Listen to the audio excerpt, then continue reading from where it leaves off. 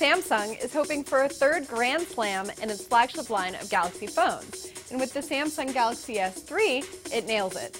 I'm Jessica Dalcourt for CNET, taking you on a tour of the Samsung Galaxy S3, winner of the CNET Editor's Choice Award. This phone, which comes in this pretty pebble blue color, ceramic white, and later in red for AT&T exclusively, is large, smooth, very thin, and packed with hardware and software goodies. For the most part, the Android 4.0 Ice Cream Sandwich phone hits all the marks of smartphone excellence, from the large screen to the fast processor to the 8-megapixel camera, not to mention the LTE support and really reasonable price tag. The GS3 is a big phone, but the dimensions make it feel comfortable to hold. Well, most of the time, I ding Samsung's phones for feeling overly plasticky. In this case, I think it really works. The material feels like it's been painted on with a thick, glossy coating, so that it's really smooth to the touch, but it isn't slippery, and that's good. The phone's got these more rounded edges here, and that helps it fit comfortably into my hand when I hold it.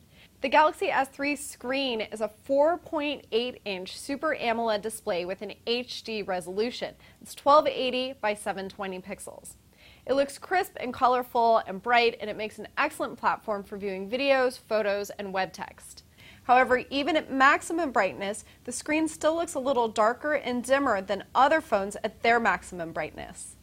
The US version of the Galaxy S3 gets to keep this hardware home button on the bottom, which I personally like, but not everybody does. And that's in addition to the two touch-sensitive navigation buttons on either side of the home button. So this is Samsung's second phone to feature Android Ice Cream Sandwich, and I think it's a really great experience. The TouchWiz interface isn't as intrusive as it is on other Samsung phones, and it does add this thick layer of extra features that I think really help take Android to the next level. There's the quick access to system shortcuts, for example, and a ton of new sharing features like S-Beam. S-Beam, by the way, is hands down my favorite of the Samsung add-ons. It takes Google's Android Beam sharing feature one step further by including the ability to share photos, videos, and other documents, in addition to beaming URLs, contact information, and maps. That all came with Android Beam. Android Beam, by the way, works with all Android phones with NFC, but the extra file sharing on the Galaxy S3 is only going to work with other GS3 phones for now.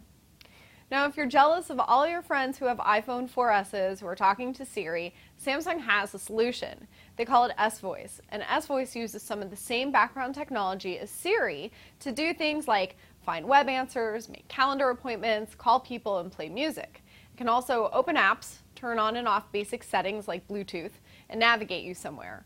It works really well in theory, but in real life, I ran into multiple problems with it understanding me and doing my bidding. Hi, Galaxy. Set alarm for 7 a.m. tomorrow.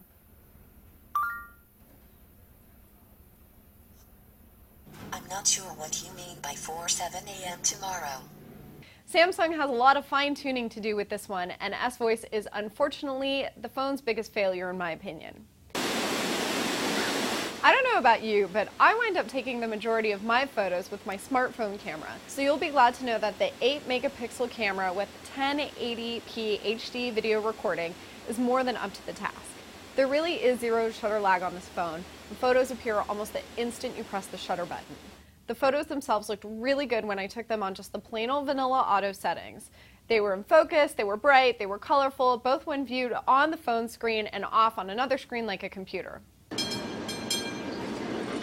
Video was also smooth and in focus, and the phone did really well outdoors as well as indoors. You can also record, by the way, from the front-facing camera. Samsung has added a face tagging feature, which will also remember and auto-tag faces for future photos. Then it goes a step further if you choose either Share Shot or Buddy Photo Share modes. Both of these will send photos that you shoot to friends who are also GS3 owners, and that will save you having to email photos or even share them one at a time through S-Beam. There's also a burst mode feature that isn't new to Android phones, but it is new to Samsung handsets. It'll take a super quick succession of pictures, and if you enable Best Shot, it will even choose the photo it thinks is best out of a series of 8 shots. The GS3 supports 4G LTE and HSPA plus 21 networks. I was able to do things like quickly load graphically heavy web pages and download HD photos nice and fast. I also got consistently high speeds on the speedtest.net diagnostic app, but of course there were some pockets and sometimes speeds weren't quite as high. Internal speeds were also impressive on the dual-core Qualcomm Snapdragon S4 processor. Games and videos looked smooth and immersive, and there wasn't any delay navigating between apps. Now, if you like what you've seen so far, then the Galaxy S3 could be your next phone. Luckily for you, it comes to 5 different US carriers. Most carriers are going to offer both the 16GB and 32GB versions, with the 16GB selling for just $200. But you should check out my handy-dandy chart to see your options.